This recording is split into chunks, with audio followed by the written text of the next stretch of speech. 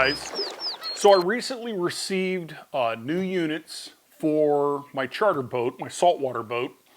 And so we're going to do an unboxing and talk about some of the features of the new Gen 3 Solix 15 and 12. Those are the units I'm putting on there. But for those of you that are watching this and think, well, I don't fish saltwater, let me just give you a little bit of background. So I'm running on my 30-foot Grady White. I run a Solix, currently a Solix 15 Mega SI Plus and a Solix 12 Mega DI Plus. That's what I've been running on my 30-foot boat. Well, I also run a 21-foot Skeeter bass boat, and I'm running a 15 Mega SI Plus at the helm, and I'm also running a 12-inch Mega DI Plus on the bow. In my river sled for fishing the rivers, I'm running the Solix 15 Mega SI Plus. So I use Humminbird Solix units on 3 types of boats, completely different type of fishing, right? From saltwater to rivers where sometimes we're running water less than a foot. And then, of course, doing our bass fishing trips. So I've got a lot of confidence in Humminbird Solix and Humminbird in general. So I want to do an unboxing for you guys so you can see what's coming in the boxes, talk a little bit about some of the differences for Gen 3, and just some of the features overall. So the first thing I want to point out is, as I said, on Gen 2s, I was running, or I'm currently running in my Grady White, I'm running a 15 and a 12. Now the 12 was just a Mega DI. Now because I have them networked together, I could get side imaging on this unit because the master unit had side imaging. So I could get side imaging on this. Well, Humminbird has changed these up a little bit. They no longer come just DI. If you go to their website and you take a look at the units and what's available, you're not going to see DI unit, down imaging only units. So doesn't matter which size you get, and they come in 3 sizes. You've got your 10-inch, your 12-inch, and your 15-inch. They're all going to come with Chirp, Mega Side Imaging Plus, and Mega Down Imaging Plus. Okay, you're going to get, no matter what size you go with, all of the same features. Don't know why they did that, but it's good for us, right? The guys that are the end user out on the water. So that's a great thing. One thing that you will see a difference in, and you may see 2 10-inch units. One 10-inch will say Mega SI Plus, and another one will say the same thing, but at the end of it, it says CHO. There's a difference between those 2 units, and that difference is the product that is labeled CHO does not come with a transducer. Subsequently, you pay a little less for that unit since it doesn't come with a transducer. So if we look here at this 12-inch, we look right here on this sticker, and it says transducer not included. Here's the thing. I don't need a transducer for this 12-inch because this unit plugs into the transducer. They're connected via an Ethernet hub, and I get all of the information I need on my 12-inch unit. So if you're running a boat, and let's say you want to have a couple units, you can actually save a little money by buying a unit that does not come with a transducer. Okay, but once you connect the 2 units together, you're now going to get that information. Okay, since we're talking about connecting the units, let's just talk about at what point do I need an Ethernet hub. If in your boat all you're doing is connecting this unit to this unit, that's it. You don't need an Ethernet hub. you can use an Ethernet cord, connect this unit to this unit, you're good to go, okay? However, if you're trying to achieve a one boat network, then you're going to need a 5-port Ethernet hub as shown here. What does that mean? Okay, each unit has one Ethernet port. So if you have, say, a Minn Kota Ultrex or a Minn Kota Ultera trolling motor, those trolling motors, those two trolling motors, and there may be a few others, they have the need to be connected to the unit because you can control those from the head units. Okay, so now that's 3 things that we need to connect together. Let's say you now add radar. Now you have radar.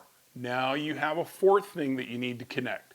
So once you go beyond 2 units, you need to have the ability to connect it all together. Now I will say this, for like your Canon Optimum downriggers, those connect via Bluetooth to the head unit. So you don't need cables to get those up there, but that's part of your one boat network. Your Minn Kota shallow water anchors, those can connect via Bluetooth. I don't run the shallow water anchors yet, but I'll do a little bit of looking, but I do know that those are all Bluetoothed to the head units. But anytime you're running more than 2, so you bass guys, you're gonna run 2 10 or 12-inch units up on your bow, you're gonna run a couple units back at your helm, you need a 5-port Ethernet hub. So if you have any questions on that, go to humminbird.com, read up on their website. If you have questions beyond that, call their customer service. Their customer service is phenomenal and they'll answer your questions. Okay, let's get into unboxing this and take a look at what we have inside. So I'll set this aside. We'll come back to that unit. All right. Now, one of the things I always suggest you do, and these have always been boxed the same way, is I suggest you turn the box orient as it is here. Open your box and take a look at how everything's orientated, okay? We can see our heavy duty packing foam here. This is containing the head unit. And then we see a cardboard box up here, okay? Especially if like you're at the bed of your truck, you're on a workbench, you're on some sawhorses, you're on your boat. We want to unpack this thing without dumping the contents of this box. So turn the box so that the foam is on the bottom and then just simply slide out your box. This box, this contains like your transducer, your bracket, your cables, your nuts and bolts, everything you need to install the unit, okay? And once that's out, then you can slide out the head unit, and typically they'll come out all together with the foam intact like this. And sometimes you'll pull it out of the box and this wants to come off. Humminbird does a great job at packaging the head unit. This is designed so that if there's an incidental fall or something of the box, it's going to protect the head unit. Okay, so pull these off and set these aside. Let's go ahead and pull our head unit out of the heavy duty plastic. Okay, one of the things that you're going to notice, especially on the back, is we have all of this protective film on here. Remove it. When it's time to install that, go ahead and remove that film. Funny story, on the front of your head unit, there is some protective film on here too. I was on the water one day and I got a call from a guy that I had actually helped pick out a Solix unit at one of the local sporting goods stores. And he calls me up and he says, man, something's wrong with my screen. It looks absolutely terrible. And I said, what do you mean? He goes, it's all distorted. I just don't understand what's going on. And I said, and I instantly knew what the problem was. He forgot to remove the protective coating. Okay, so I said in the bottom left corner, you'll see a little red tab. Just reach down there and pull that up.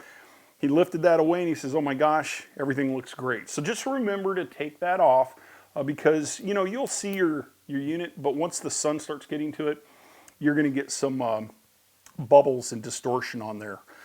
Okay, so looking at the front of the unit here, we still have our double SD slot.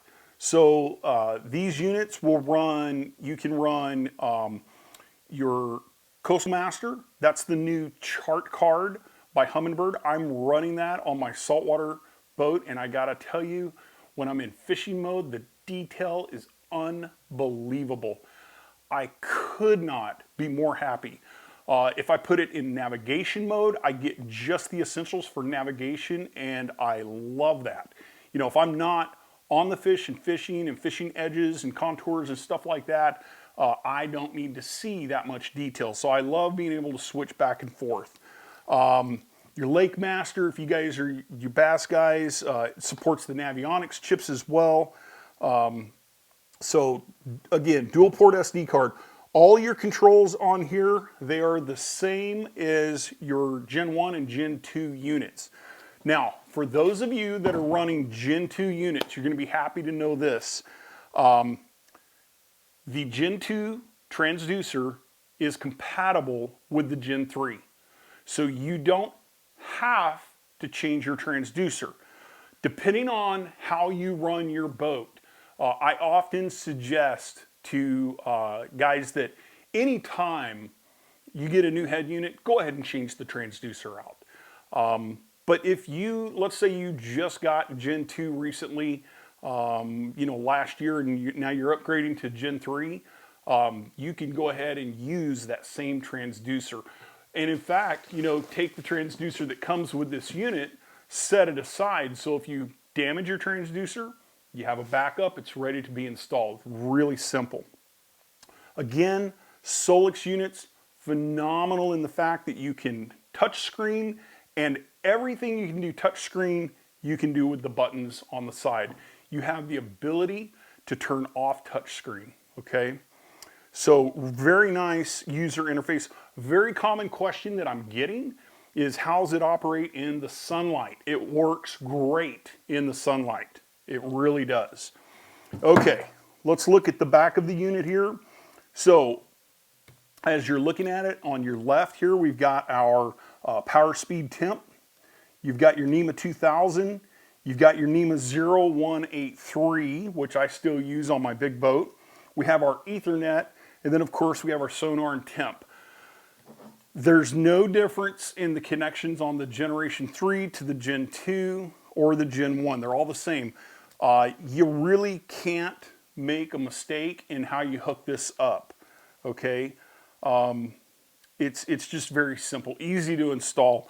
I think, and I mentioned this in a previous video, the first time I installed this on my saltwater boat, it literally took me like 20 minutes to install it, okay? So really easy to install. So we'll set that unit aside. Their covers, super heavy duty. I really like their covers for their units. So jumping into our parts box here. Here we have our power cable. Power cable is about 6 feet long, and in here also are the knobs for the gimbal mount, okay? And in here you've got your instruction book with the gimbal mount. So since I have the power cord in my hand, let's just touch on this. 18 gauge wire on the power cord. Guys, I was just at a friend's boat 3 days ago and helped them walk through how to do software updates. They had not updated the system since their unit since 2016. No, that's not correct. They hadn't updated it since 2018. And so they needed help. So I helped them do the software update. And just as I'm leaving, he says, hey, by the way, every time I turn the engine on, when I go from the kicker to the main engine, I turn the engine on, my electronics shut off. And I said, well, how do you have it wired? So he did two things, in my opinion, that's incorrect. The first thing is the fuse, the inline fuse for the head unit was within like 6 feet of the head unit. His battery is almost, I would say, a full run of wire 10 feet away. That fuse needs to go as close as possible to the battery source. So that was the first problem. So the fuse was put in the wrong place. It clearly tells you in the instruction manual where that fuse needs to be located. Additionally, his configuration on this boat is his batteries are up front and he has battery switches in the transom. Okay, and we're talking about a 24-foot boat. So he ran power to the battery switches. Well, those battery switches are also have the main engine coming into them, and that main engine pulls that power. And when this unit gets down below, low amp warning, it's going to shut it off because it's trying to protect the unit. So I told him, I said, you can't do that. You need to run your power to the accessory battery. Just put it on a clean wire by itself. Don't use your boat wiring. Don't use your battery switch. When the unit's off, the unit's off. Runs it all the way to the battery, no more problems. So that said, I will point out that most often the wiring in your boat is not sufficient to handle the load that these things take. For, a lack of a better term, they're like computers. They have processors and they require uninterrupted steady power. If that drops below 11 volts, you're going to get a warning and it could shut off. Your manual will tell you, in the installation manual, it'll tell you what size gauge wire to use depending on the length of run. As an example, the manual will tell you that if you're going, say, just 6 feet from the head unit to the battery source, which in many boat locations for a unit like this, that's highly unlikely. But if you're only going 6 feet, you can run 18 gauge wire. If you're going, say, over 12 feet, you want to use 12 gauge wire. So read the installation instructions. Make sure that you understand the size wire you need to install the unit, and also make sure that you have the right gauge and the right fuse for the length of run and for the unit that you're using, okay? All right, that's all in there. Then, of course, we have our transducer. This is a transom mount transducer. All of the hardware necessary to install the transom mount transducer. A little note on the transducer, I want to say that these cables are about 20 feet long. It's likely you may need a extension to get a little further, and they have those in a couple lengths. Just go to humminbird.com and check that out. And then lastly is, let's talk about the use of side imaging. If you're running a boat and you have to have a lower unit in the water to steer, okay, or you never really take it out, you've got a transom mount transducer, let's say you put it on the starboard side of your boat, you're likely not going to get any side imaging from the port side of your boat. And that's because the motor is in the way, okay? So what you need to do is buy a second transducer, mount it have one on the port side, one on the starboard side. You'll bring them together. Make sure you buy the Y cable specific to splitting side imaging right to left to the head unit, okay?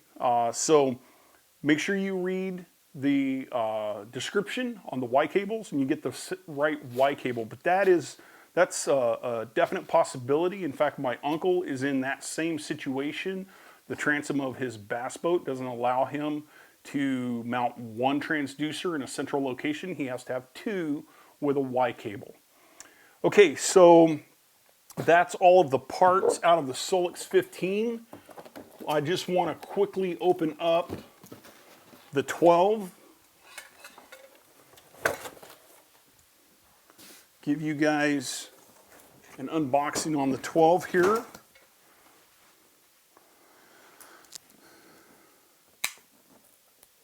Okay.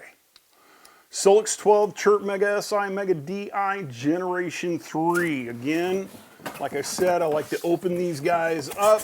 Make sure you take a look at where everything is oriented. We'll pull our box out here. Set that down.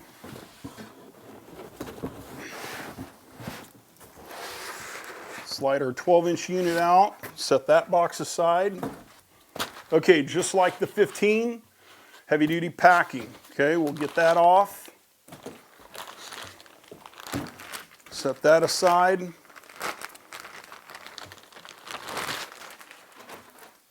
Okay, these are packaged just like the 15s are, okay? Remove our cover. So, 15 and 12, they're identical, okay? I'll get back to that box in just a second. Only difference, guys, is the size of the screen, okay? There you go. Got the same features on the front, same SD cards. We go to the back. They have the exact same ports, okay? Exact same ports. So, I mean, that's essentially, that's your unboxing for the 12, okay? So what's the difference? Well, the difference is, like I said, this unit said on the box label, no transducer included. So when we look at the contents for this box, we're going to have our power cable and our knobs for our gimbal. Here's our gimbal mount. Here are our instructions. No transducer, okay? Real simple, real simple. If you don't need it, don't buy it. Save yourself a little bit of money, okay? So, you know, we've talked about some of the features here, cross-touch. You know, I really thought I would not like cross-touch, and I love it. You know, I'm out in bad weather. Sometimes the boat's moving all over the place. Cross-touch is just great. You can, and we'll show you some more video down at the boat. I mean, you've got a favorites bar, a couple tabs on the favorites bar. You can completely customize this thing. You know, you turn your unit on. Let's say you're out of the water. You need to turn the unit on. As soon as it comes on, you can reach up in the top right, tap it, go to sonar, turn off pinging, so you don't have any damage to your transducer. So the big question is this: what is the difference from the Generation 2 to the Generation 3? Well, as you can imagine, you guys, it comes down to technology. Generation 3 Solix has a new dual-core processor. And what that means is no matter what you're doing, it's going to be faster, it's going to be easier, because you have such an ultra-responsive interface with that dual-core processor. I know you've all, no matter what electronics you've used, you've hit a button and you're sitting there going, okay, it's thinking, it's thinking. Well, what we need is speed, and that is what Humminbird has put into Generation 3 Solix Mega SI Plus. That's what we're getting. If you're that Airmar transducer type of person, you want to run Airmar transducers, this has the ability to ID that transducer once you get it plugged in a lot more quickly. So if you know you want to run those type of transducers and get them plugged in here, that's great. If you are an Airmar transducer guy, I'd suggest you even look at the Humminbird Apex.